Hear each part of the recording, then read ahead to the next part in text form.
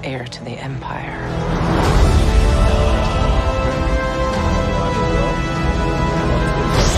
We have to prepare for the worst. The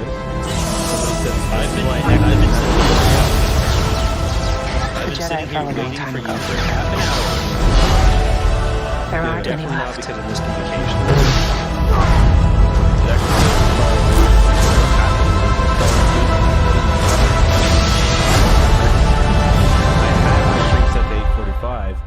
That's not supposed to fall asleep.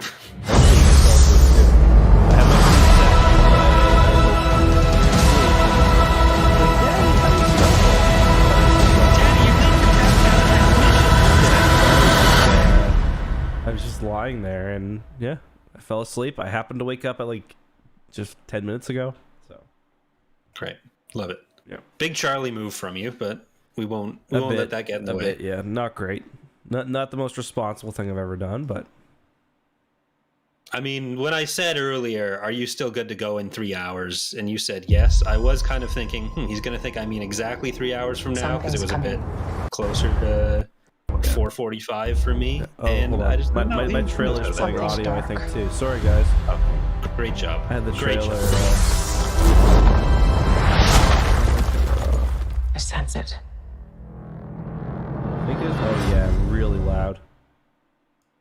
Okay, sorry about that, guys. There you go. That should be better. All right, now we're good. Yes, now we're good.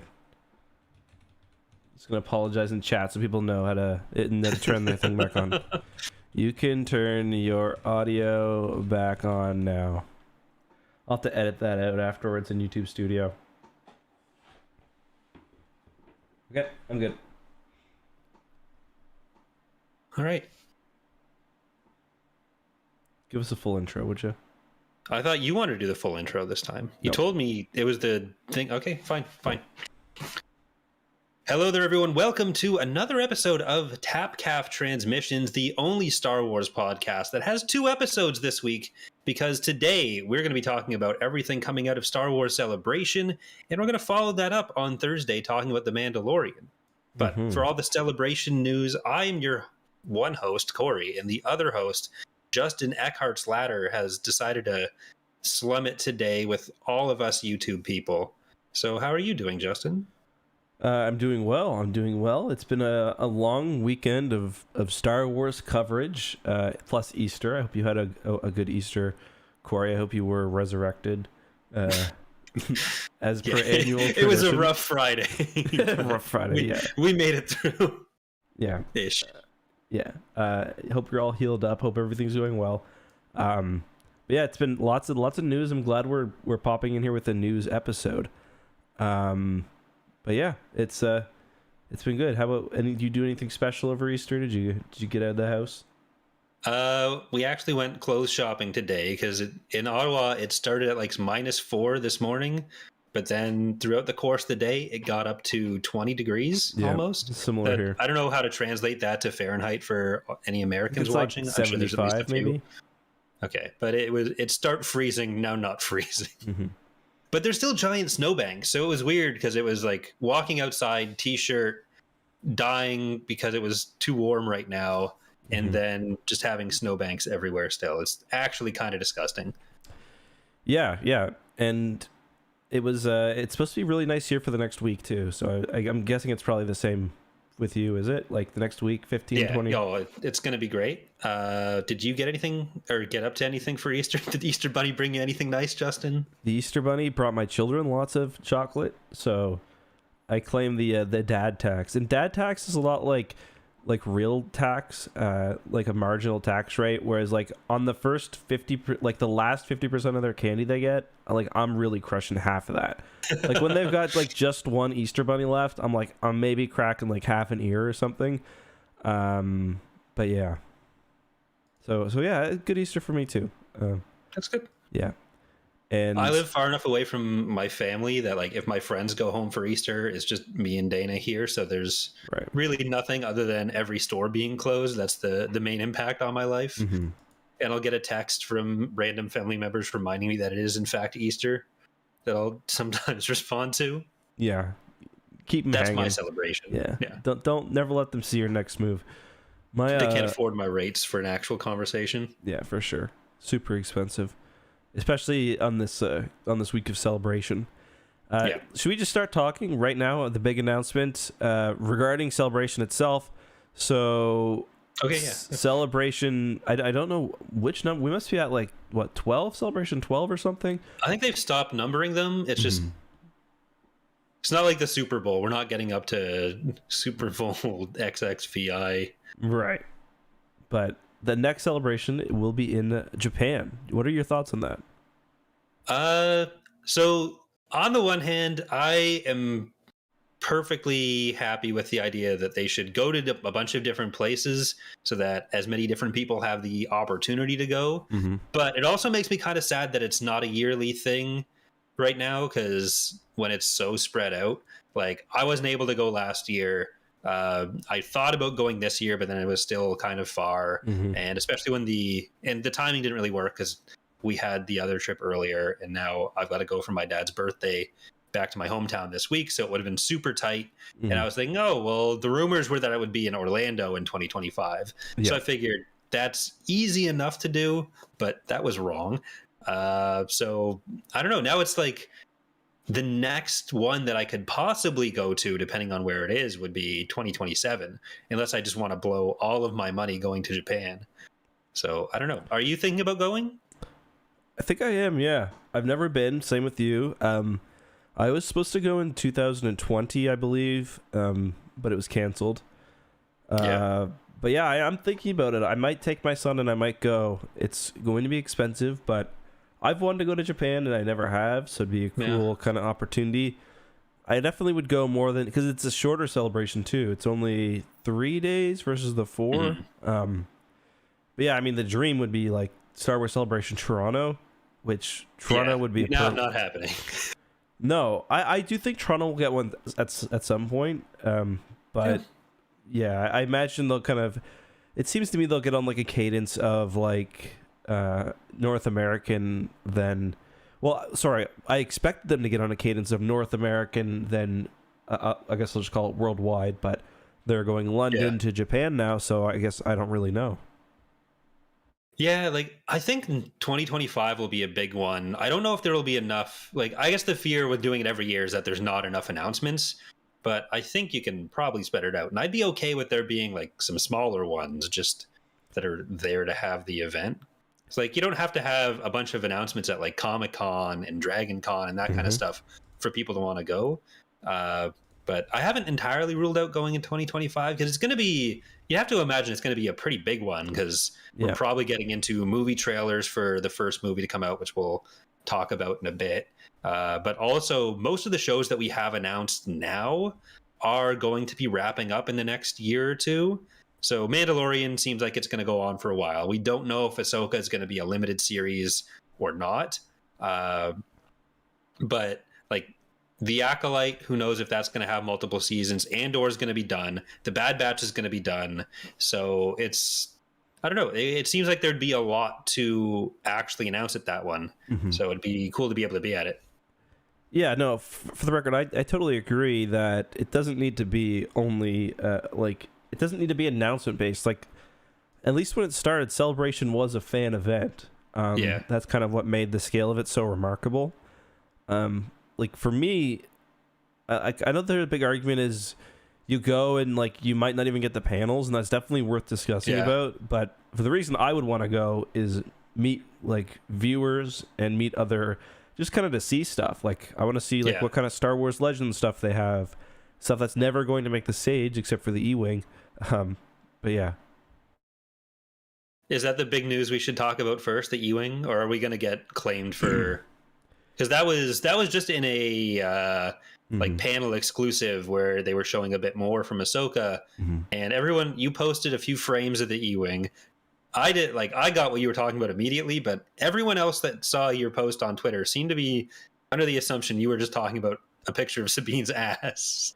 Right. I do want to address that because even in the chat now, I've had people saying you were clickbaiting with the ass. Like, what am I supposed to do? Like, I found the best shot of the E-wing in the trailer. Keep in mind, this is a trailer shot with someone's camera that's not supposed to have it out, and like every single shot, like her butt is half of it, sure, but like the ship is the main focus. Like it's supposed to be. It's supposed to be. And for one, like, why are you complaining about someone's butt? Like, since when did butts become evil? Like, but it was literally the only way I could present it, unless I wanted to really cut it down so it wasn't even thumbnail worthy. Man's out here trying to give you all a prime view of the E-wing, and you're just complaining about it. When I saw when I saw the E-wing, like, I watched it in I think the link, I found the video right when there was like 600 views on it, and my YouTube is doing this thing where it plays the video first in like 360p. Hold on. Yeah. So I was watching it. I've been getting that a lot too. Yeah, and I was like, "What the? Is that a goddamn E-wing?" And then I rewatched it in 1080 and blew my mind. Like, I messaged you right away. Yeah. So. Like, you sent me the message with just the slowed down video, and you just asked me, like, what do you think this is? Yeah. And not for a second was I thinking, man's just trying to send me a slow-mo video of Sabine's ass. I was like, no, it's clearly the ship. Yeah. And I mean, if it were the butts, like, is that really a crime? It's not a crime. It'd just be weird that you were sending it to me. It's funny because originally I posted... So I at first thought it wasn't quite as clear in screenshots because I was watching it in the lower quality. So I like recorded myself, like I OBS'd my screen, just like playing back and forth over that clip on YouTube. I didn't realize I was recording the audio, and I didn't listen. But you can probably hear me just like heavy breathing, like trying to spot one of my favorite ships ever. Like, where are you? Like just like clicking the period button to like move forward a frame. Like, yeah, let's see you. Like, let's see you from those angles. Yeah, that's going in evidence somewhere. I don't know what's gonna happen with it, but I was watching on my phone and it was pretty clear what was going on. I noticed when it's smaller, it's easier to see, unlike butts. But yeah. So that was a very exciting moment. The E-wing looked great as well. No canopy cannon. So the ship will be canon, but the cannon ship's cannon won't be canon. So nice. Yeah. What more could we really ask for other than an E-wing? Everyone said it was impossible, and yet here we are, 2023, the year the E-wing shows up for 3 seconds in live action. And it's got to be part of like a bigger fight at some point. It wasn't even in the regular Thrawn trilogy, which is the crazy part. Yeah. Did you watch the trailer, like the one behind closed doors one? I don't think I got. No, actually, no, I did because there's a few things in that. I don't know if we want to talk about that too much, any details from it, because I don't know if that's too far into like spoiler territory for people because it's not an official trailer and there's some pretty big stuff in it. Or should we just tell people to screw off for a minute or two? Yeah, if you don't want to be spoiled, because I wouldn't have minded it, but I also don't mind spoilers. So just for context, for anyone who hasn't been following along with the celebration, there was some stuff shown openly, like live streamed panels and stuff. There was some stuff released officially, and there was stuff behind closed doors. They showed episode 7 of The Mandalorian behind closed doors, obviously, or sorry, episode 7 of this season behind closed doors, and they showed a second teaser for Ahsoka behind closed doors. And I really feel like they're shooting themselves in the foot, because almost immediately people like me I wasn't there, mind you, but people like me started posting stuff that they saw, including, and again, spoiler alert warning, click away if you don't want to, Thrawn's face. And like, do you really want people to be introduced to the character through like a Nintendo DS camera, like for the first time? Yeah, like they have to know that's going to happen. Like that, the first time people see the Acolyte, the first time people see Andor season 2, the first time people see Thrawn, it's all going to be in this like toaster quality video. But it is partially our fault. But it's not entirely our fault. It's mostly theirs. And Thrawn looked a lot better in motion than he did in that one still image. Like, who would guess? And again, still a few spoilers. The other differences in the trailer, we saw some really nice shots of Lothal that reminded me a lot of Rebels. That's where the highway's there. Yeah, and that's where the scene is where Sabine is sliding under the E-wing, and we see Sabine fighting Shin. Shin has her lightsaber. Sabine has Ezra's lightsaber. At least I assume it's Ezra's. Was that scene between Sabine and Shin, or was that the Inquisitor? No, she fights Shin. Shin? Yeah. Okay. Yeah. But it also does show that there's a bit of a fake out, because the first trailer, there's a shot where one of the ships is shooting at another one. In the original teaser, it looks like that Shin in the cockpit, but this time it shows it's the Inquisitor. It's got to be Barriss, right? Unless it is one of the other ones. I don't know. It feels like if they're going to bring Barriss back, then this is probably where it happened. And it's Dave Filoni, so you'd have to expect that it's going to be someone. I've seen some theories that like it's Ezra, but I don't think they're going to go that direction of like, oh, Ezra actually ended up turning to the dark side. I've seen theories though that Baylan is Ezra, so I don't know how. Baylan's it white. seems like any theory. Yeah, that's one problem. It's either been I've seen theories of Baylan being Ezra. I've seen theories of Baylan being Cal Kestis. So really, Baylan is Baylan. We don't know really where Baylan came from, but it seems like it is some part of the Jedi Order. And yeah, I really like Baylan's design. Yeah, they both look cool. Yeah, I've got the trailer looping kind of on my stream here.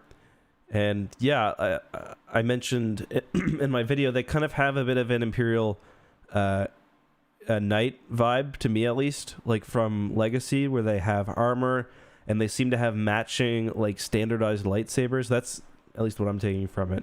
Shin and Baylan? Yeah, I mean they both have the orange the blade, I guess, is kind of. Well, they have the blade the same, but yeah, I guess what I'm more mean is it seems like they've got almost more of a uniform. You know what I mean? Okay. So yeah, I got Imperial Knights vibes, but I love Baylan's look. He's got like a real mass to him, where it's like, oh crap, like this is a man. Like that scene where he's fighting Ahsoka, it's like, yeah, he's got it.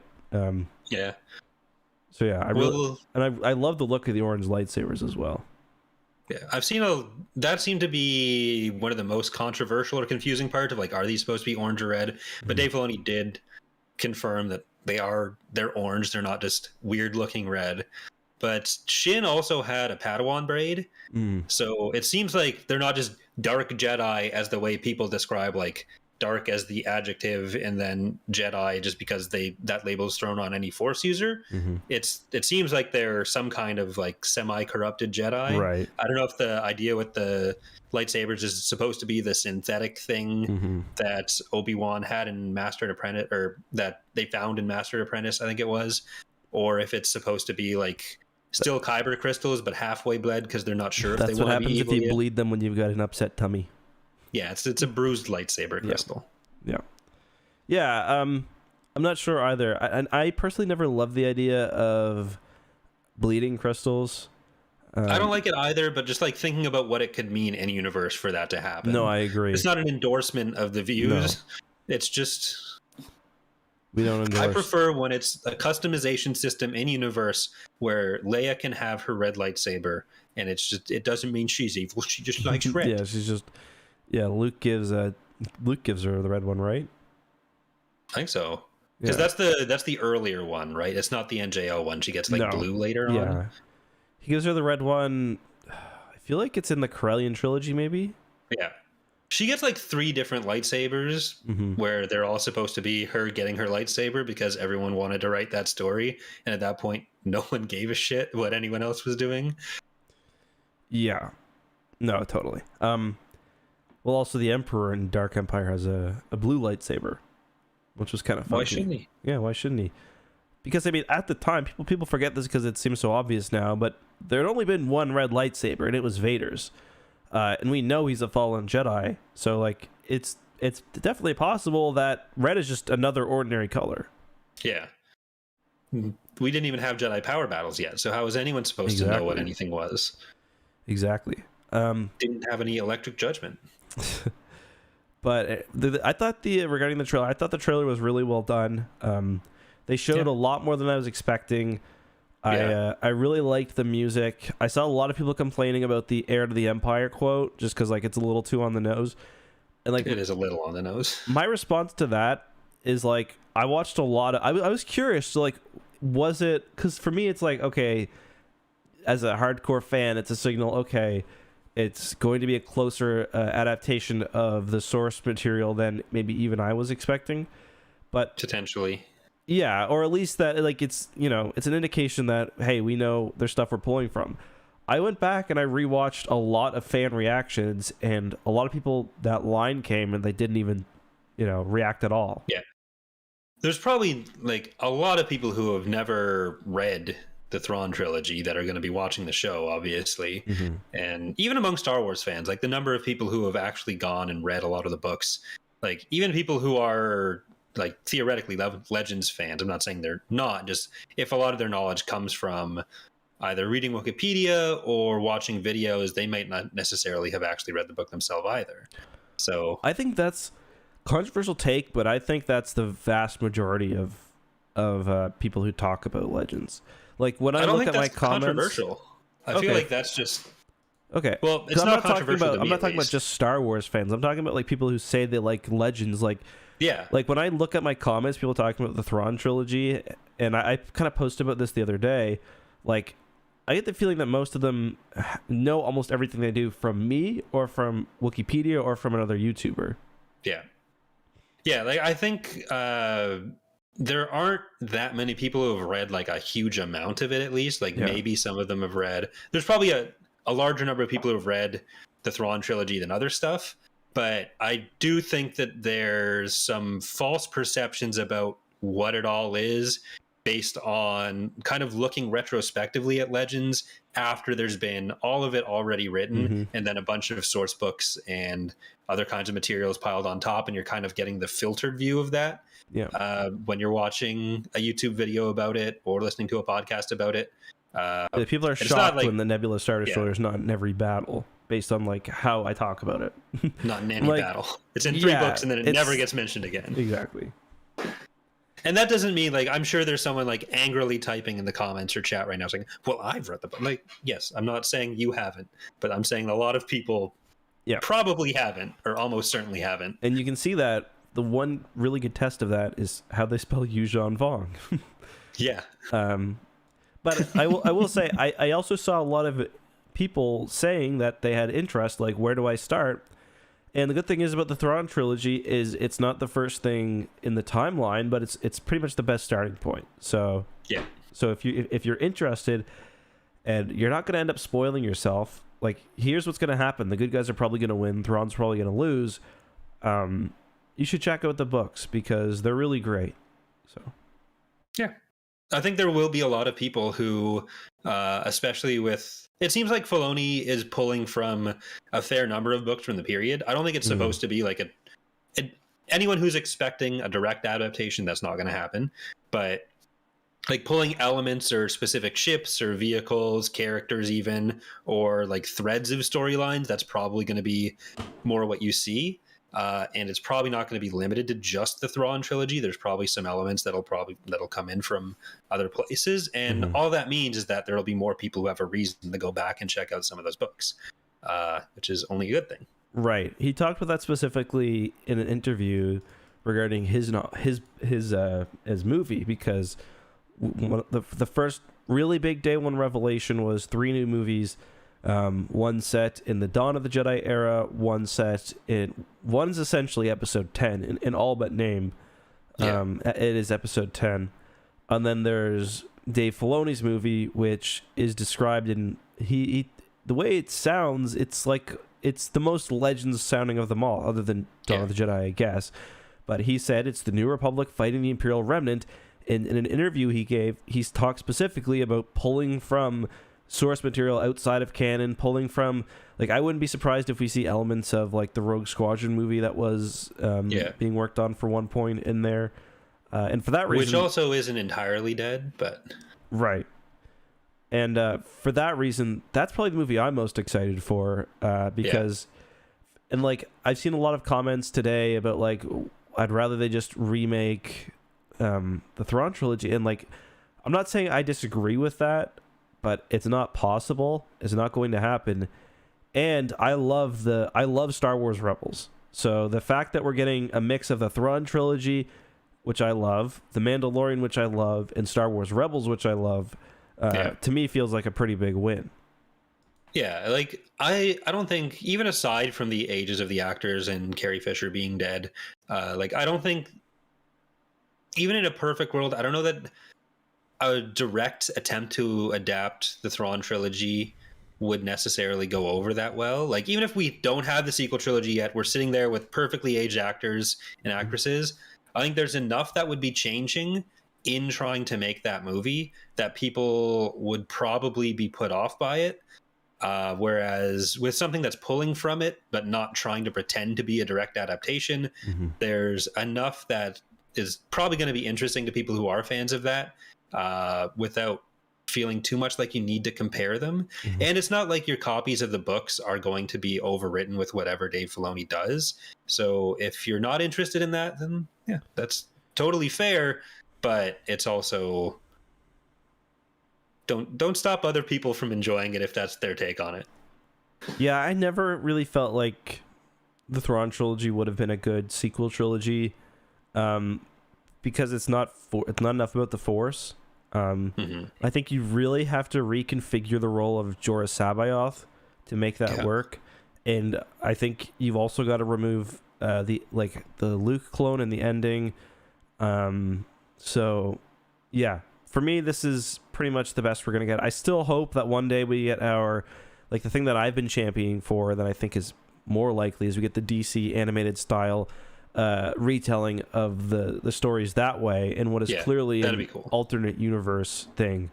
But in the meantime, there is also a fan right now doing a complete recreation of the Thrawn trilogy. He's been working on it for years, or a couple of years. He's still on Heir to the Empire, but that's pretty cool.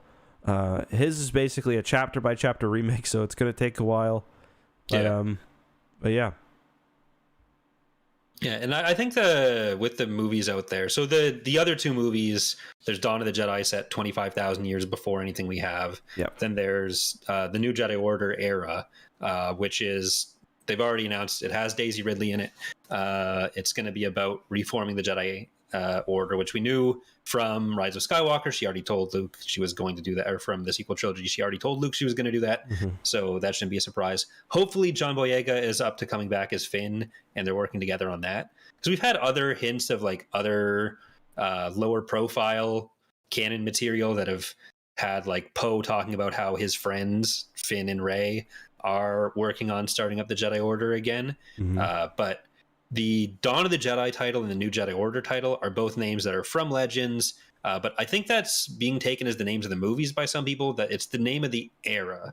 So don't necessarily expect those to be movie titles. Yeah, they did also add the Old Republic era now as well to that chart. So which has the same logo as the Tor stuff. So I don't know if they're like going to be doing the KOTOR remake as part of canon with Tor stuff counting as well, because I don't know if is there anything else in that era that's out right now. No, not that I'm aware of, because we don't even really know what the like aesthetic of the era was. So yeah, I think the only thing we have like in that time period is quotes about like when they go to certain was it Malachor they visit in Rebels? Why am I forgetting? Yeah, when they go to Malachor, they hear a bit about like old wars fought between the Jedi and the Sith, but that's kind of it as much as I know. High Republic does talk about like some stuff from that period as well, and even some Mandalorian stuff gets brought up in a few places with that. We did get the Rakattan's name dropped, or Rakattan's name dropped in Andor, which is kind of funny with the Rakattan crystal. But I think the big thing when talking about movies is, are they actually happening? And I think there's a lot of reasons to believe this is different from the StarWars.com news page about Benioff and Weiss's movie, or Taika roughly working on a script, or the Ryan Johnson similar Star Wars news page thing, and even the Rogue Squadron announcement at the investor call. Like, I think a Celebration announcement is different from that. But I think the biggest thing to look at for this is the Dave Filoni one, if you want to look at like most solid, because with a lot of the directors, go ahead. I was gonna say that one's for sure happening. Yeah.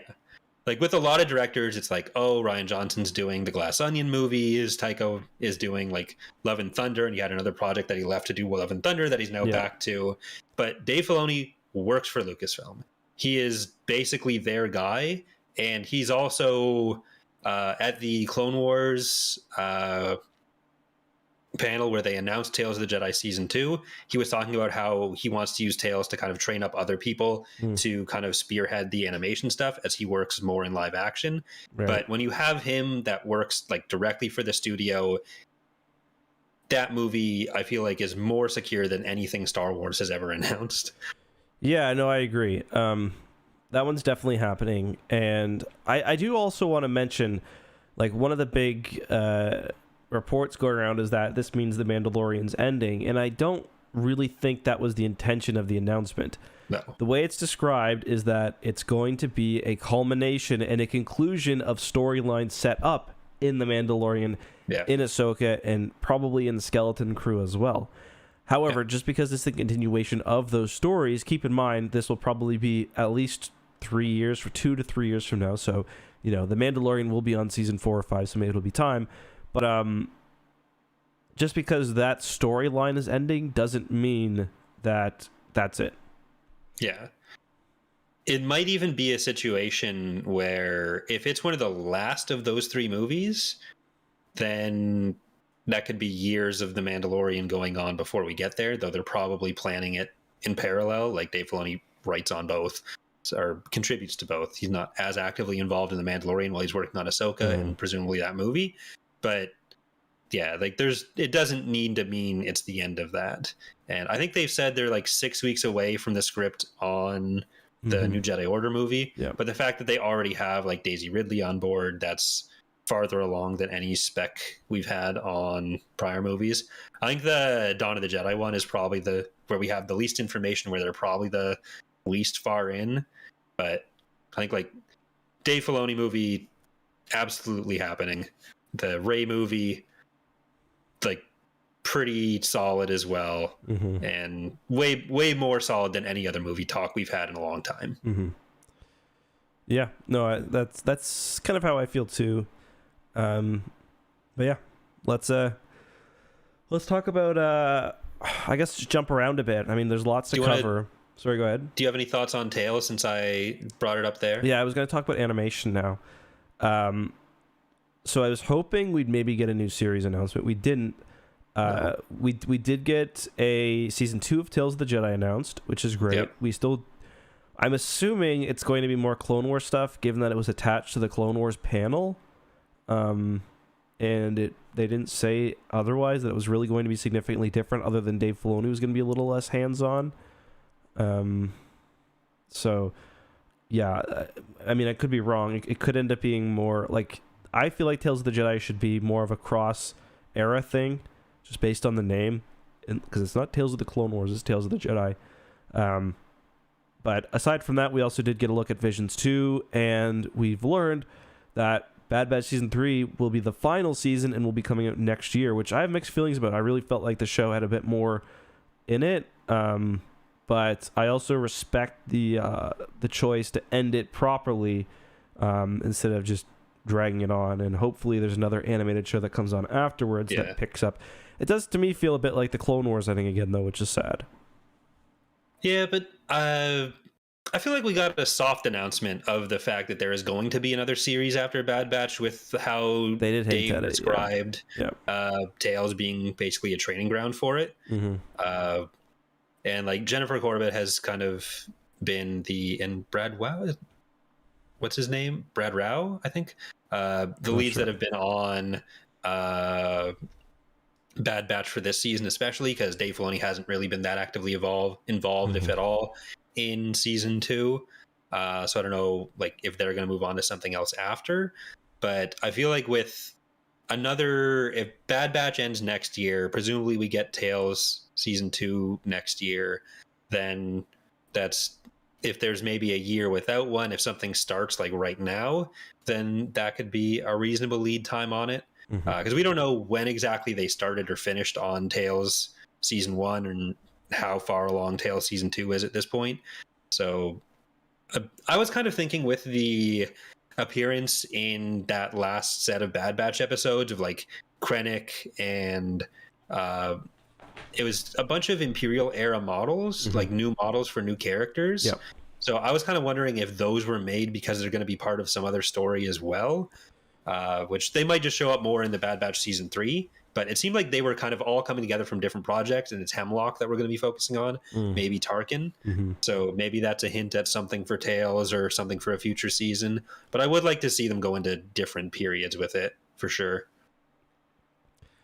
So when you mean different periods, you don't want them to continue in the between 3 and 4 era?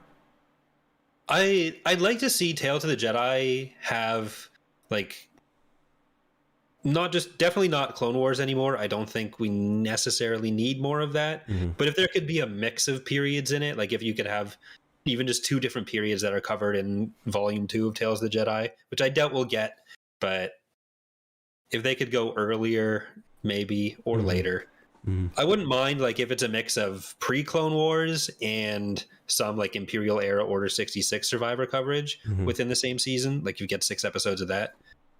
Because we kind of got like a bit of that, but less divergent in the first one, where there was the Ahsoka stuff and the Dooku stuff. Just take that a bit wider. Yeah. No, I agree. I think that's a good take. So, if you could make another animated show, or if you were in charge of animation and you were filling in after Bad Batch, what would your show be about then? I don't know, because like I'm trying to think of what the options are, right? And there's Clone Wars, Bad Batch, and Rebels that we've had already in that style. Resistance is a different style, but it does exist. So, yeah. Do you think that they're going to make a show between Bad Batch and Rebels? I mean, that's I kind don't of see that being particularly likely. My thought is that is where they're going, simply because, for one, they'll have the Bad Batch still. I mean, it's possible they get squad wiped by the end of season 3. But I mean, I just think that they've been leaning on characters like Cody and Rex so much. Plus, that kind of continues. I guess Andor will be over by the time this new show comes out, but it's kind of the era where we still have the least amount of stuff if we want to use those characters. So yeah, that's kind of my thoughts. I do think the next show could very much be about, like, there was the rumor of the Darth Maul show, which would kind of pick his story up from the end of Clone Wars to Rebels. I mean, the guy that I talked to was very confident about that. Obviously, it didn't end up happening. Maybe it still could. So yeah, I'm not sure. It's possible they don't even know right now. Like it really, I think, depends on where Tales is and where Bad Batch is currently, and also who's going to be involved in it. Like, it's so hard to nail it down, because like one of the things with staying in that period isn't just that they want to focus on those characters, it's that they have those characters, a lot of assets, voice actors already lined up. That might make it a little bit cheaper to do that. But well, yeah, I mean, if they're working on the show, I would think they'd be working on it now, right? Like, if they are planning to not have too big of a gap between the Bad Batch season 3 and whatever's next, you would think they've probably already early enough in production, but I think it's probably a year you can expect between the Bad Batch ending and another show, 1.5 years, which puts us at 2 to 3 years right now before it starts. So yeah, I know Bad Batch was a while before they got to it, but I just don't think that sounds about right. I don't think that it's like Lucasfilm Animation's its whole department now. I don't think they're going to want to be sitting idle. Yeah. Well, they could also have multiple shows. Like, it could be a thing where they're okay with having 2 shows that alternate. Yeah. Because it's the same thing with like live action, where it's not just like, okay, we only have the Mandalorian now into Book of Boba Fett, into Kenobi, into whatever. Like, we're getting to the point where there's going to be multiple shows that are like kind of interspersed, and rather than having a Bad Batch every year and a half, we could end up with a Bad Batch season or whatever replaces Bad Batch season early in the year, then something else later on. They clearly have no problem overlapping live action and an animation show. Yeah, no, that's true. So I guess on the animation front, the other big news would be we got a Star Wars Visions season or volume 2 rather trailer. Yeah, looked pretty good. Was there any did any part of Visions really stand out to you? Like, is there one story you're more excited for? What did you think of the trailer? Yeah, I thought the trailer was cool. I don't have any super strong opinions on specific stories yet, or what I'm most looking forward to. I do think it's cool that they got Dennis Lawson to come in for voicing Wedge. But that was my main takeaway. I was just watching the whole panel thinking, oh, look, it's Dennis Lawson. Yeah. So I kind of stopped listening to everything everyone was saying at that point. How about you? Anyone that's really jumping out for you? No, kind of the same thing.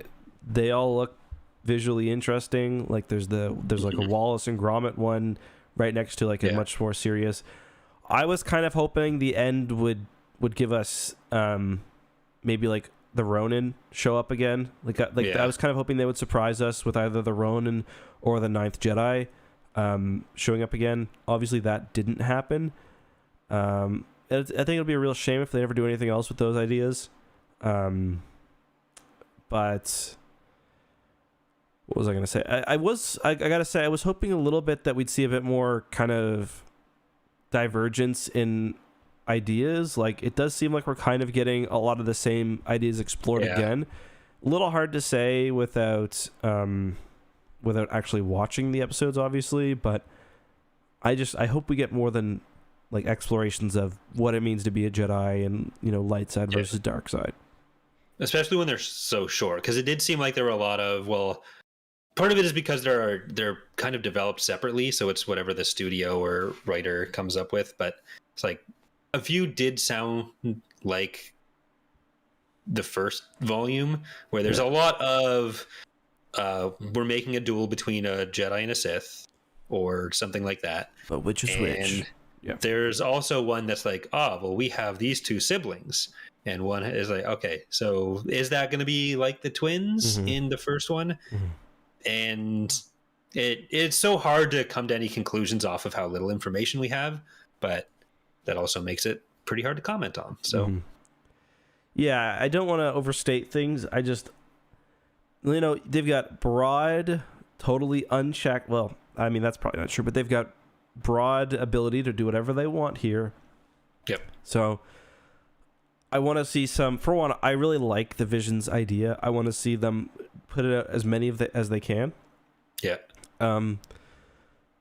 But yeah, like, let's get really weird. Let's get really creative. I would like to see some that are simply visual spectacles. Like, I'm thinking of really the Clone Wars 2003 series, where I would love to see a Visions episode that's quite similar to Mace Windu taking down the droid stomper, or something like the Battle of Coruscant, or just a giant space battle. So yeah, I am kind of surprised overall. We already knew this with Visions season 2 or volume 2 before this panel, but like I'm kind of surprised that the Studio Ghibli stuff hasn't turned into more, or that there wasn't an announcement for like a bigger project with them, because there was such a big deal made about that a few months ago, but then it turned out to be just the Grogu and the Dust Bunnies thing, which is like, it's fine. Like, I'm not complaining that exists, just that with how much was made of the announcement, it seemed like it was kind of a presaging something bigger coming from them. And I was half expecting this panel to involve some sort of mention of, we've got volume 2, but also we've got this like feature film from Studio Ghibli that's coming. That would be the dream. I don't know, maybe I'm just crazy. Maybe that's just me. Yeah, I mean, I kind of hope there's still something happening, because it would be weird. And didn't we get something else from Studio Ghibli as well after? Like, didn't they hint that they were doing more work? There was like the picture. Was it of Yoda? No, that was before. Well, didn't they post a picture of like at, I could remember, at Skywalker Ranch or something. Either way, I think there's potential for something more there. Hopefully. But I guess we'll see. Yeah. So I guess that's everything for animation, right? Yeah, we talked about the Bad Batch, we talked about Tales, we talked about Visions. I guess we could loop back a bit to live action because we talked a lot about Ahsoka. There wasn't anything new announced for Mando other than they showed an episode early. No Book of Boba Fett season 2. No, I saw a bunch of people who were like really expecting after that episode was shown that like they just refreshed Disney Plus and then it would be on Disney Plus because of the Kenobi episode dropping a few hours early last time. Like that seemed like really wishful thinking to me, but yeah, I kind of figured that was going to happen and people were going to be disappointed. We're about just over 24 hours away from that episode dropping. That's the nice thing. I'm going to do if you want to join me, I'll probably do a live watch of that one. I'd be down. But yeah, by all reaction, even people that have been pretty negative on the season, it's a great episode. So I did spoil myself. I won't give any spoilers here. There's some things that happen that are just completely wacky in a really good way. Yeah, so I hope they stick the landing on the season. And again, we talked about this during our Mando review episode.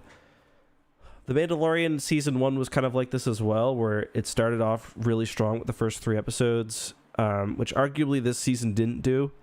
And then there were a lot of complaints, episodes 4, 5,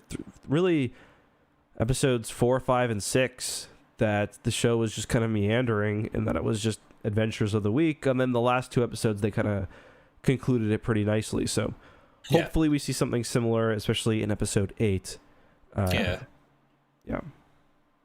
think episode 1 and 2 were pretty well received. Like the complaint with episode 1 was just like, oh look, it's reintroducing everyone, but I don't think anyone really, I don't remember it being particularly negative, and it was so long ago. But ages ago.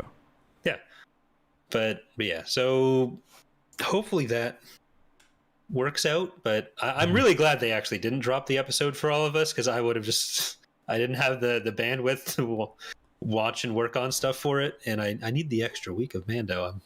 Selfishly. Totally. It's been a tiring week, and we're almost done because Bad Batch obviously is over now. Season 2 is over, rather. Also, chat, if anyone in the chat saw the episode, Critical said I watched episode 7. It was my favorite. That's good. If anyone else is at Celebration they watched, let us know.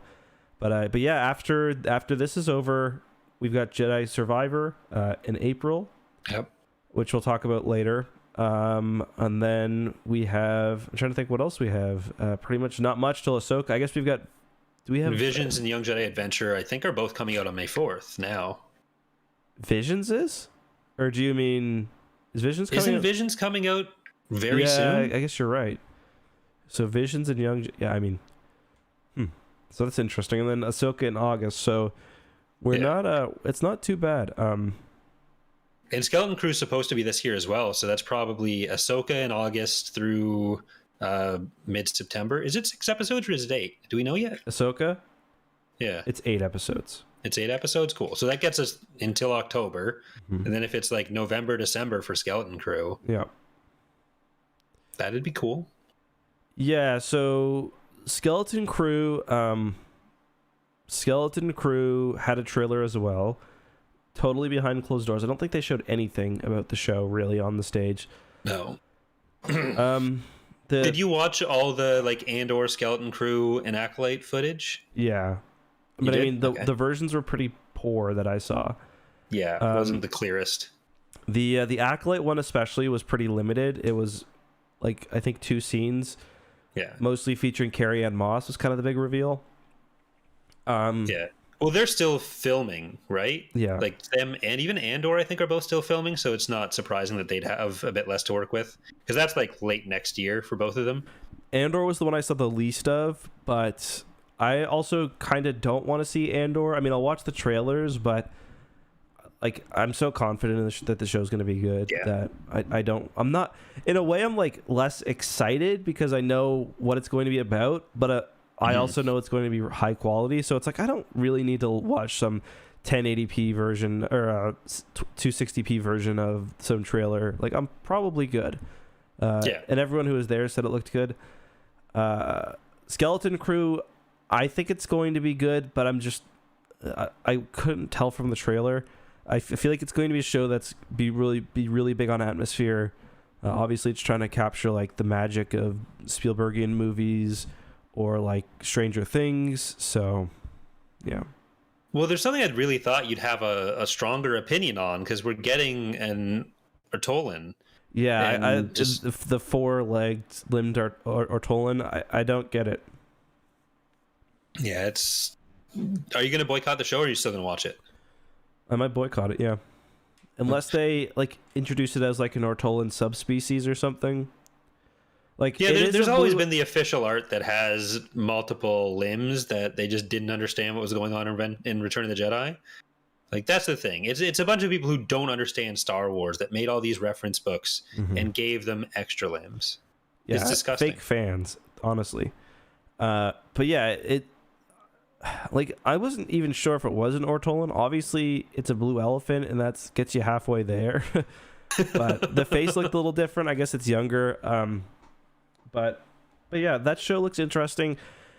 It'll be cool if it ties in with if it ties into the rest of the Mandoverse, like it's rumored to. But yeah, overall pretty cool vibe, I think. Yeah, I like Jude Law, so I'm good with that. I'm good with him. So is he supposed to be a Force user in this? Yeah, I think he's supposed to be a Force user. I think that's been publicly announced, and he's leading the little crew of skeletons. I think that's what the little ones are called. And there has been something else shown. I don't know if we should talk about it in that footage. So if people want to just turn their I'll put my hand headphones up while off there's spoilers off. for the next 30 seconds. Oh, you're gonna talk. So, You put your hand up. okay. Well, yeah, you were too lazy to clap. You snapped before we were doing the audio check. But one of the things that does connect it to the rest of the Mandoverse is that Vane, the pirate from this season of The Mandalorian, has been shown in that behind closed doors footage. So we do have at least that connection there. Seemingly he's going to be a bigger bad, which I think makes sense with the scale of the show. That Do you think he's going to be a bigger bad? I'm not sure. Well, it seems like he's going to be one of the more major villains, rather than like more connected to the main part of the plot, rather than being kind of like a side villain as he is in Mandalorian. I more felt like he's going to just be like a kind of a rogue, or like he's there for things. Like I was thinking of, remember in the Thrawn duology, that character at the beginning who's got the fake Kaamasi documents. Like I feel like that's kind of going to be his role, but we'll see, I guess. Well, I don't mean like he's necessarily going to be more evil, but it does seem like he's going to be more involved with the plot than he is in The Mandalorian. But maybe you're saying that's what you disagree with? No, I would agree with that. Okay. I just think he's going to be like a kind of a darker Han Solo type, where he's not evil, but he's like he's stealing ships, or he's I don't mean bigger bad as in like he's gonna like kick a puppy, maybe a kick an Ortolan, but that's about it. Okay, I'm gonna stop talking about this so I can put my arms down. Okay. How about those Mets though? Yeah, how about those Mets? So not that much to say with the Acolyte. There were a lot of interviews with it. It seems like a big cast too. That's one of the things. I'm really excited. A lot of lightsabers. Because I really like Carrie-Ann Moss. So yeah, I think she'll be a great Force user of some sort, and it does seem like it's going to be more martial arts themed. So yeah. There are some questions with the Acolyte about like time period though too, because there is a character that is coming in from the High Republic books, and the age of that character, the age of that character would be quite high if it's where it was originally thought to be set, unless this is like a flashback of some kind, or she's in a stasis chamber or something, or Miri Allen's just live forever. So that's a little bit less clear right now. But the Acolyte, I said before, was the show I'm most looking forward to, other than Andor now, and I think that's remained the same. For me, it's probably still got to be Ahsoka, or is Ahsoka after that trailer? I really like that trailer. The Rebels crew is just it's just too much, especially where we saw Zeb pulled off so well, like literally perfectly. And I gotta say, one thing about the Ahsoka trailer, we see Sabine in it with shorter hair and with her Mandalorian armor. She's like perfect casting. Did you see the very last scene of the trailer? I'll put hands up, slight spoiler again for Ahsoka, the trailer. I think I did. If I didn't, then I wouldn't No, so Okay, well, the final shot is them with a Purgle. So right. Okay, yeah. and it looked like they looked great, like especially where Sabine's kind of done up a bit more. So Well, I was kind of worried with Hera because like Twi'leks look kind of janky in some of the shows, but it really seems like they put a lot into these characters that they're going to be so major, which makes sense that it'd be more resources when Hera is going to be presumably a pretty big part of the show. Seems like she's doing a lot of the like New Republic side of things, and that's presumably why Zeb looks so good too. Like I'm really hoping he plays a bigger role in Ahsoka, or at least some role in Ahsoka. I assume But- I would be shocked if they don't get the band back Yeah. together. Including Callus. Yeah, exactly.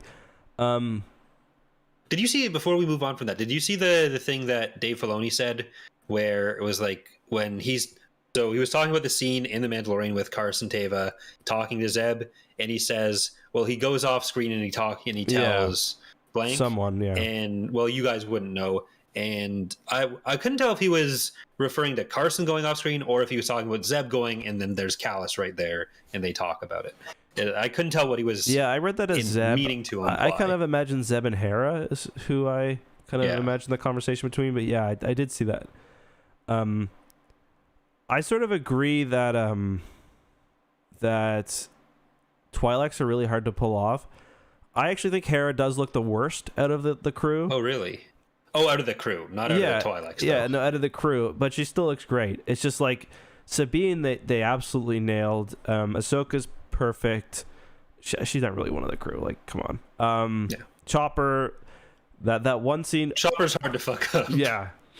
Well, you know what? I don't know if he is, because a lot of what makes Chopper so funny is like his movements and like how erratic he is. Like, Chopper has like a mental problem.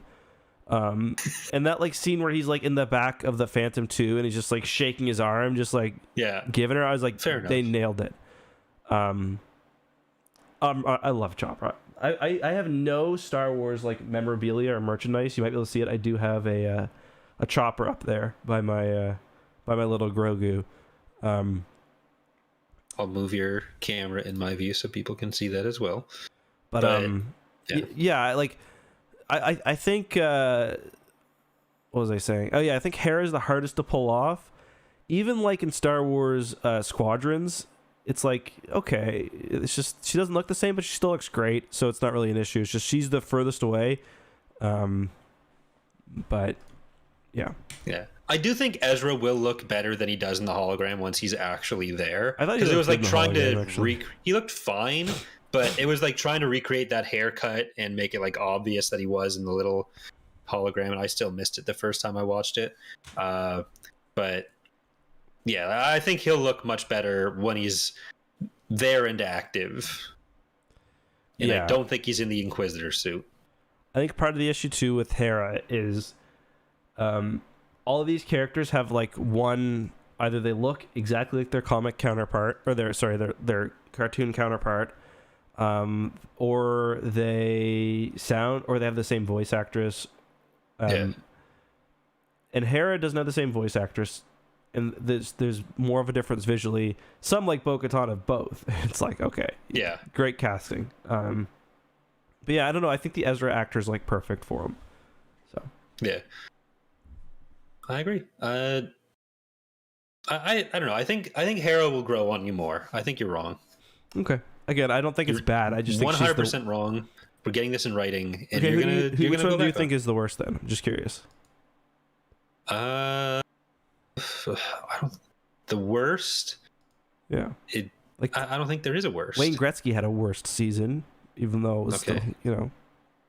But it sounds like you're saying that she wasn't just the worst. She just wasn't up to par, even. No, I think she was up to par. I just think she was Okay. the worst. Okay, then I'll have to come back with a report and really analyze everything. Okay. I know you spent a lot of time like making sure that every side of Sabine They got the was ass right, accurate. for sure. So yeah. But well, who else even is there? It's Ezra, Hera, Sabine, Chopper, Zeb, Ahsoka. I don't think we're counting Ahsoka. We'll have to see if Callus, like if they get Jamie Lannister to play him or not. That's really what it comes down to. Yeah. And Freddie Prinze Jr. for Kanan in Or some David sort of Oyelowo. flashback. Yeah. I think we're getting a Kanan. Callus could just be black. Could be. They could just say Why fuck not? it and just why not? Do you think we're getting Kanan stuff? No, I don't think so. Nothing. Not a hollow that Hera looks at. Not a flashback. Not a force vision. I don't When think we're we'll going to get the fucking world between worlds for sure. You don't think they're gonna walk past Kanan exploding and you have like That's a good Freddie point. Prinze Fireball? I don't think they'll get Freddie Prinze Jr. to do it. Because Kanan's like Freddie Prinze Jr. is like the palest dude ever. Like he's like They can almost fix that in post. translucent. So yeah. Well, Kanan is going to be really well lit if they go back to that scene. Yeah, so. it'd be crispy. Yeah, I don't know. I guess we might. I don't think we'll have a flashback. There have been rumors about flashbacks in the show. I don't think it will involve Kanan. I just feel like he's done his job at this point, honestly. He's done it. Okay, don't think about it from an universe perspective. Think about Dave Filoni is making a show about the Rebels crew. Do you think that man in the space, let's say it gets a second season especially, you think that man doesn't find a way to put Kanan in the show? Oh, there's a much better way for him. I can't believe you haven't Doom. Jason just grows into what? Doom. The wolf, the fucking Loth wolf. wolf. Because that's Kanan now, basically. So I bet you we're gonna have Loth wolves in the show. I mean, Well, we have the Loth cat thing that Sabine has. yeah. Which is like, I gotta say, probably the least cursed they've ever looked, but still pretty cursed. But yeah, I would put $10,000 on there being a Loth wolf in this show. I would not take that bet. Yeah, I think you'd be a moron to, unless you worked on the show and know for sure. Do you think that Kanan has a higher or lower chance of showing up than Jason does? Syndulla, not Solo. Oh, Jason will show up. Yeah. I Okay, I was trying to trick you on. Okay, Yeah. Loth Wolf versus Jason Jason Syndulla. You got to pick one. Loth wolf. Yeah, This is probably I just still think the right Loth choice. wolves were like thematically a pretty big part of the end of the show. And I gotta say, one thing I've really liked about Ahsoka is how, like, I've had issues with some of Dave Filoni's directing before. I know it was stylized in The Mandalorian, but they really nailed a lot of the little things that make Rebels look like Rebels. And I'm just surprised how well it's translated to live action. Like, they've got Ezra's house and it has all the drawings on the walls. Yeah. They could have very easily turned down how strange Lothal looks. Like, Lothal's a very I believe it was based on Alderaan concept art. It's a very stylized city, and I was like, I kind of wonder if they're going to turn that down in live action. If anything, they fully embraced it, where it looks like even more like concept art, which is great. Even there's the scene that I guess I didn't realize, but I guess is supposed to be the recreation of the end of season 4. They even have that little audio cue, like I don't even know what sound it is, but I've just been surprised how well they've done translating it to live action. Yeah, like it'd be weird to me if that's not recreating that shot, other than the fact that like Sabine has her long hair versus short. I can't tell with the other shot though, where she has short hair. Is that because it's tied up, like tied back, rather than because it's cut? Because it seems like it's still there, just like we know Sabine. She's gonna cut her hair like 12 times. We've already seen her with two different. Oh, the other trailer shows her with a different hair color, at least. But yeah, one thing. So regarding the trailer, I do have a theory I want to share. I want you to tell me if you think I'm right or wrong. So I think that there's going to be two things that Ahsoka's trying to do at the beginning. Hold on, I got to sniffle. Okay, I hit the cough button. Okay, I think that she's trying to find Thrawn and Ezra, obviously. Yes. Something's happened. We don't even really know what yet, because she knows Thrawn's around by the time of The Mandalorian. We don't really know what started that. We're going to learn. But my guess is that because we see that she's in two locations. One is like an old salvage yard, and it looks like we see her jumping out of the bridge of a Star Destroyer. And I think the third to last shot of the trailer is her Palpatine style cutting open a window and jumping out. It's one of those. It looks like a Star Destroyer viewport. So my guess is that that's a piece of the puzzle. She needs two pieces. I think she's also at that other planet where she finds she does the little sword thingy. I think that probably has a map of the area where Thrawn is. So like, well, the room she's fighting Balin in is a map room. Yes. Right. So I think that she, there's been talk about, okay, he's in a new part of space. I think that's probably kind of showing like where that space is. And then the Star Destroyer, I think, is probably one of the 7th Fleet ships that was at Lothal. And I think there's probably some data in there about like the trajectory of where they got pulled by the space wheels. Because we don't really fully know what happened to the fleet at Lothal. Other than the fleet in orbit was, disabled by the whales, and then Thrawn got pulled away. Thrawn and Ezra and the Chimera got pulled away. My guess is that all the ships kind of got ripped away, just not quite as far. So I think she's probably looking for like trajectory data, so she can be like, okay, they're in this part of space down this line somewhere, so she can start looking.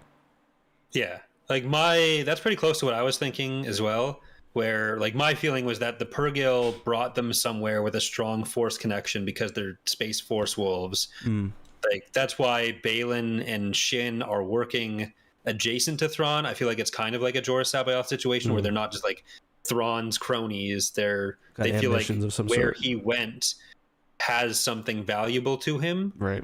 And that's why Ahsoka would get anything useful out of going, and Balin would get anything useful out of going to what seems to be like an ancient Jedi related map room, because like the ancient Jedi didn't just have a map to where Thrawn and Ezra went eventually if it was nowhere meaningful.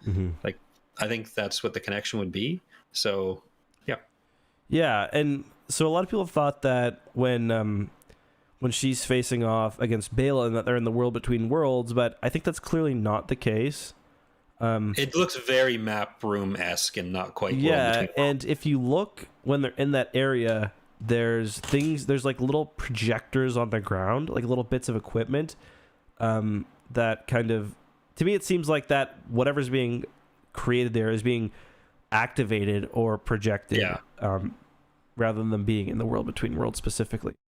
It looked a lot like the KOTOR star maps. Yeah, for sure. The room, like the big projections. We'll see if they get quizzed by an angry Rakatan on etiquette, or what the one on Kashyyyk does. Oh yeah, forgot about that. Could Dave Filoni have like they made that name drop in Andor? Does Dave just go fuck it and bring in the Rakatan star maps? He might. Yeah, I mean, that gives them, because one of the big questions is, okay, you're gonna have this show, how do you make it feel meaningful even when we know where the end point is? The sequel trilogy. So I wouldn't be surprised if they're kind of setting up something far down in the future in this show. Based on Thrawn's age, I don't think he's going to survive, because he's almost 70 at this point. He was given an official birth date in the new Timelines book of 58 BBY, which makes sense given how active he is during the Clone Wars and earlier. Yeah. So he's nearly 70. He probably won't survive, but there's still some interesting, like, that's a whole nother area of space with another threat, whether it is something like a Starforge or whatever else. So yeah, I'm kind of with you. I'm kind of with you there. Yeah, like, I don't think it'll be setting up like a post First Order, oh look, Thrawn's sect of Imperials are still out there somewhere that Rey has to fight. I feel like we're getting more tied into some other kind of mystical related thing. Yeah. And if Thrawn becomes involved post I think probable death, I think you're right, in the Heir to the Empire movie or whatever it ends up being called, like maybe cloning's involved there. I don't think they'll go down that road again, like right after Rise of Skywalker. But with cloning being such a huge part of every other storyline, then maybe it'll be involved somehow. But I think this is like setting up to be a separate kind of parallel thing going on. I think you're Yeah, because Bang on, mate. Because you got to make the people who don't care about the sequels care, I think. Well, you don't have to, but I think that would be smart. And just generally, I don't even think it has to go that way. It's just like you don't want to reuse the exact same situation. Yeah. Again. Yeah. Like we don't need a fair. Death Star 4 dealing with a cloned Thrawn instead of a cloned Palpatine. Yeah. Yeah. No, you're right. What was I gonna say? There's a lot in the trailer. There's a few other things I wanted to address. I'm just rewatching it now because I don't remember. Oh yeah, so I listened to the descriptive audio. They call those ships they call them rebel transports, but I still think they could be anything. The descriptive audio, the Mon Cal kind of looking ones. I think they're definitely Mon Cal cruisers Mon Cal. because she's got that little station that all the Mon Cal ships have. Yeah. That we see like Akbar sit at. So it does just look like an MC-30. Like I've played too much Empire at War, but like that was what I read them as first, especially with the tail. But maybe we should do like a full pre-Ahsoka episode. Probably. We're already at like an hour of mostly talking about Ahsoka. Yeah, just the trailer. The only other thing that I will mention is there are two. Okay, there's one scene where Hera's chasing after that ship in the Phantom 2, which I could not figure out what's going on. It's carrying something. But the shot we see of Thrawn, it actually looks like he could perhaps be on Mount Tantus. Yeah. And to be fair, I don't know if we know where Mount Tantus is. It could be in that new part of the galaxy. But both the shots with Thrawn and with Morgan Elsbeth have these weird devices that remind me a lot of they were in the background in The Last Jedi. The attendants, they're like blue-robed aliens. They use them, and the lore is that they're supposed to help them navigate through like the unknown regions. So I just kind of wonder if that. So like the Skywalkers and the Pathfinders. No, these were in The Last Jedi. Yeah, but like the same function as the ones from the kind of Thrawn trilogy. They're not force-based though, I don't think. Okay. Yeah, I think they're just like big telescopes almost. But yeah. There's a planet there, don't go. Yeah, exactly.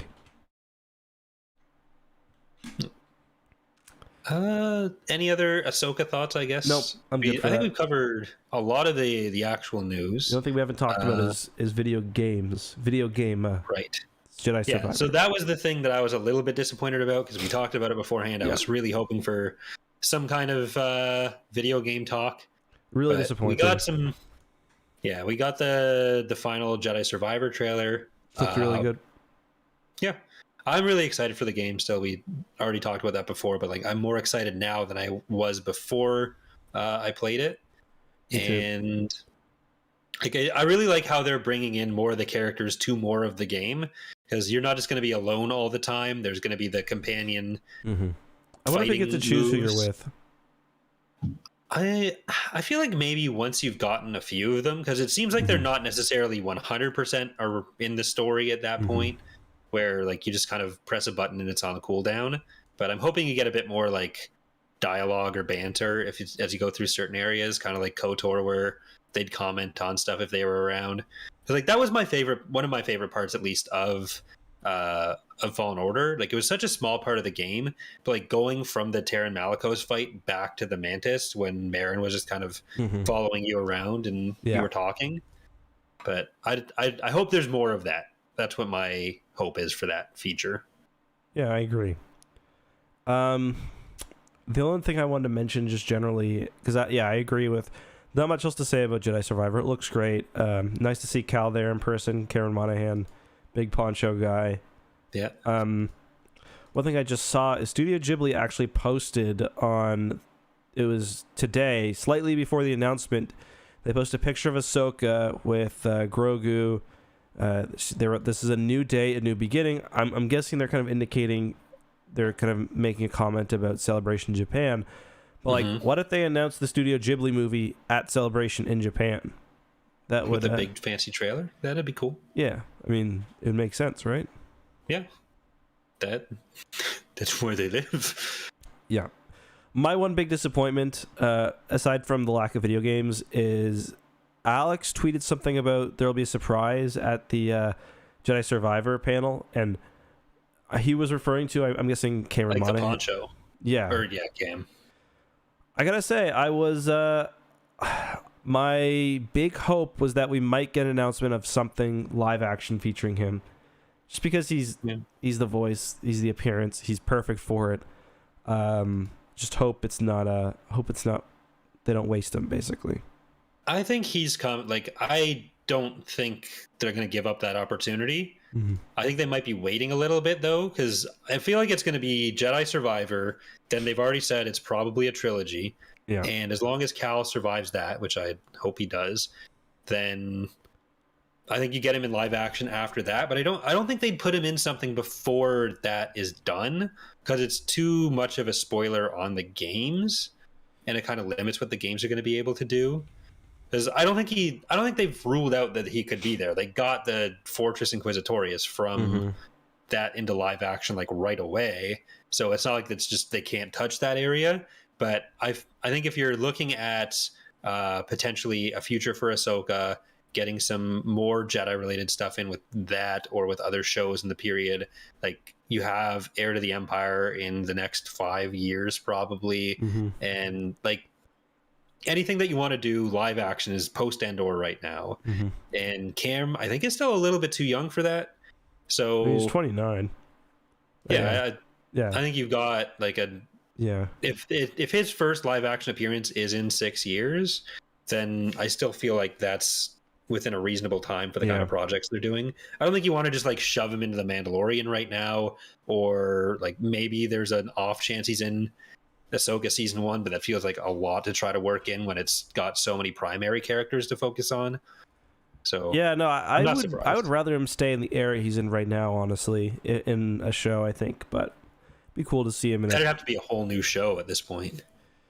Yeah. Other than Andor. Yeah. Well, actually, he's buddies with Saw. Like him and Saw are boys. Yeah. Andor season 2 probably has Saw. That's so true. is he just gonna be like walking around in the background? It's true. I said this before, but I was really disappointed they chose to feature Kanan in some of the, because he was featured in, I think, Clone Wars season 7 as well. I guess that was that before Jedi Survivor or Jedi Fallen Order came out? Because that was the perfect opportunity to me to have a young Cal and make that bridge the world. It's just kind of surprising that that it's just this massively successful game series, and story wise it's not, we haven't seen a whole lot carried over. We did see, like you mentioned, Fortress Inquisitorius and Kenobi, and we've seen BD droids in Book of Boba Fett. So I think it's a non-zero chance of Cal in Andor very briefly. Like Tony Gilroy doesn't normally do that stuff, but it makes sense. Feel like if the option's there, I don't think it's out of the question. Yeah, and he doesn't even have to like explicitly be a Jedi. And I mean, he doesn't even need to be part of the story. He just has to be there on a scene with Saw. Yeah, that's true. If anything, if he is featured in, it would make sense that he's not openly a Jedi as well. Although he's pretty well known in the galaxy, so. Yeah, because like we know they're friends from Fallen Order, so yeah. If there's any live action connection right now, that'd probably be the one. I don't think we know. Do we know if Saul's going to be in Jedi Survivor? I don't think so. I don't think. No. Okay. They haven't said anything, but like, I think Saw is in everything. I think Forrest Whitaker is like contractually obligated to appear in every Star Wars thing right now. Yeah. Like, name one thing that Saw Gerrera hasn't been in. I can't do it. Yeah, there you go. Yeah, that's pretty much all I had to say about Star Wars Celebration. I hope they I hope they change their policy on behind closed doors stuff for Japan, because it's also going to be quite weird, because it's going to be even further away in timeline from us in North America, but in time zone rather. But yeah. Oh, one thing I want to mention. In the Jedi Survivor trailer, we do see some of the Jedi worms active in one of the scenes. So I missed that. Yeah. All right. Well, I think that does it. I think we covered everything. We'll be back on Thursday talking about Saw was not in Mando. I have bad news about Saw Gerrera after episode 4-ish, or after Rogue One. But anything pre him exploding, he seems to just have to be in. But yeah. So next time, I didn't get to the new podcast reviews, but if you guys enjoyed this, if you're watching live right now, just a reminder, you can check the description of the videos to find the audio versions. We've got like 150 episodes of Tapcaf. Around there. Yeah, most of the time we cover books, but obviously things have been a little different right now with all the shows. Yeah. But yeah, you can check that out. Usually we cover a book a week. You can read along with us, get all into it, get hyped. It's a lot of fun. I do want to address that briefly before we go. Books aren't gone. It's just when we're as busy as we have been for the last long time, if the shows are there, it makes sense for us to cover that. This is an extra episode, so it wouldn't have been a book anyways. 2 weeks left of shows, and then we'll be back to books till Jedi Survivor at least. Yeah. And it's just it is a big time commitment for us to do a book a week. Usually before, when it was just books, we were doing every other week for the podcast.